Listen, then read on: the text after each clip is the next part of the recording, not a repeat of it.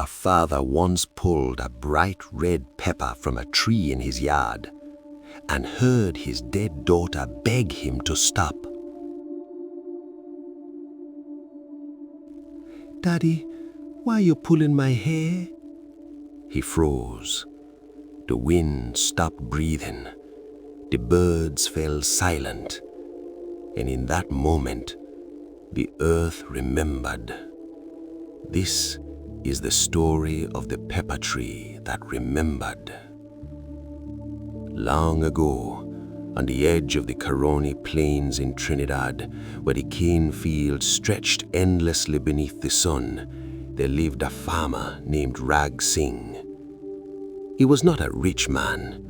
By sunrise each morning, he was already in the fields, cutlass swinging, cane falling in neat rows, smoke rising from burnt fields, leaving black ash clinging to his skin.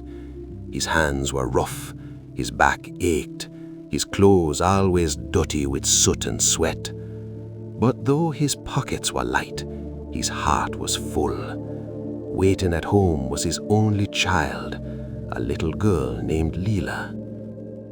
Leela had eyes like the river at dusk, wide, deep, always shining. Her laughter could lift the heaviest day from her father's shoulders. She spoke to plants as if they could answer, fed the birds from her small palms. Even the stray dogs would lie quietly at her feet. Animals trusted her.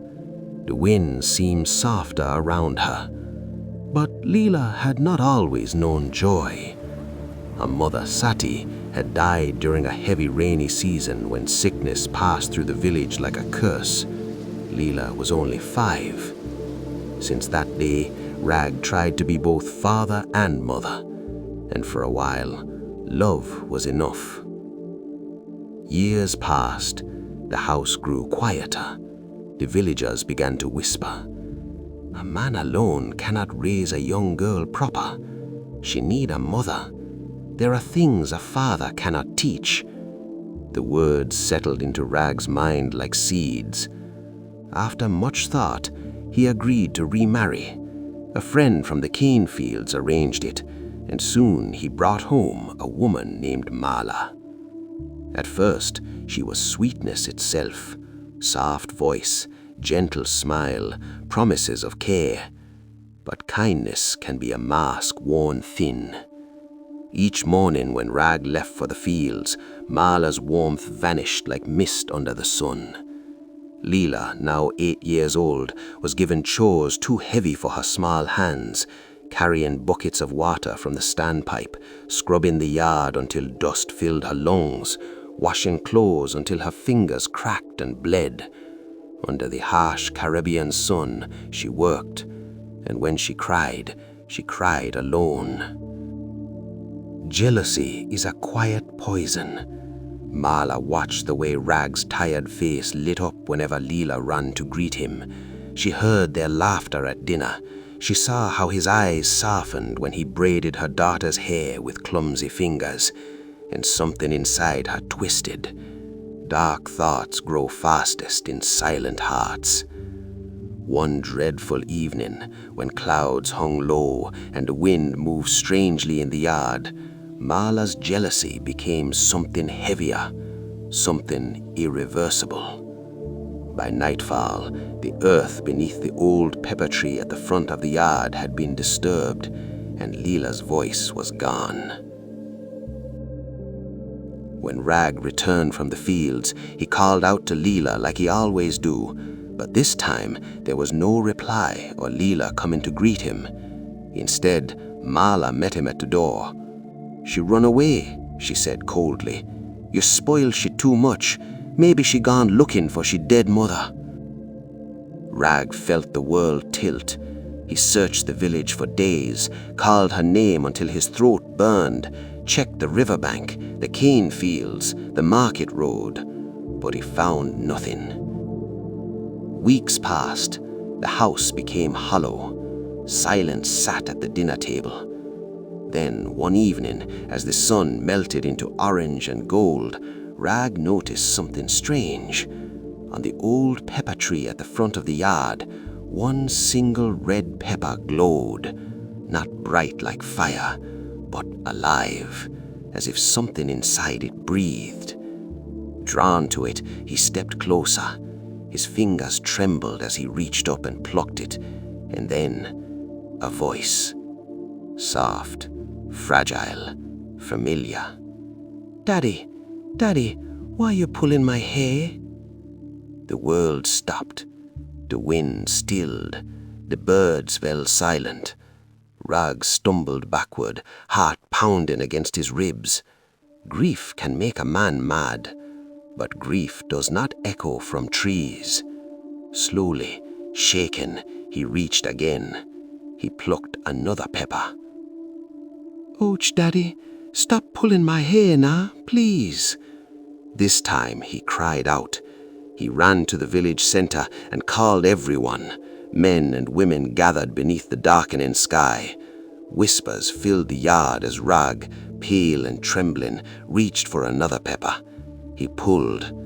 "Oh God, Daddy, why you keep pulling my hair? You're hurting me." A murmur of horror spread through the crowd. One voice shouted, "Izobia, chop it down." Another said, "Burn it down." Then another voice said, "If Izobia, you have to pee on the root." And then an elder stepped forward and said, "Ask the tree what happened." Rag's hand rested against the branches, and in the voice of his daughter, the tree spoke. It told of jealousy, of harsh words, of licks that fell like rain, of darkness beneath the pepper tree, of earth packed tight above small trembling hands. The villagers turned slowly towards Mala.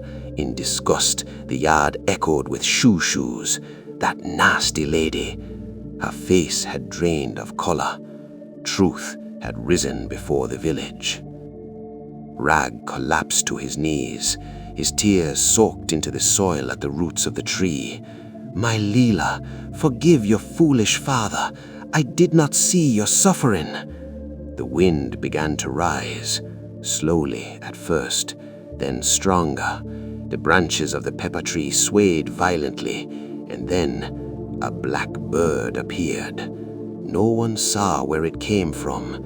It circled once above the tree, twice, then 3 times. Its cry pierced the evening air. Suddenly, it folded its wings and dove straight down into the tear-soaked soil at the roots of the pepper tree. The ground trembled. A crack split through the earth. Gasps filled the yard as the soil began to shift, to breathe, to rise.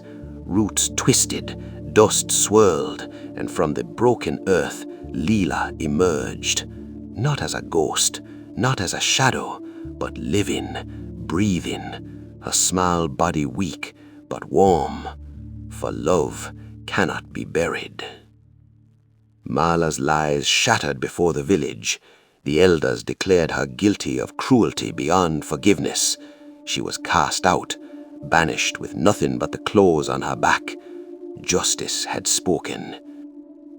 From that day forward, Rag never let Leela out of his sight.